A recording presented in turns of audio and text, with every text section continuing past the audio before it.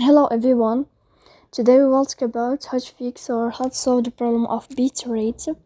On the application of Timo, you will click on settings.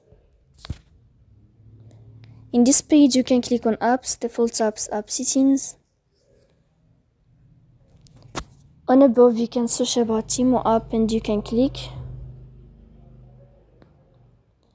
Here you can click on first stop and you can click OK. After that you'll enter to the window of storage.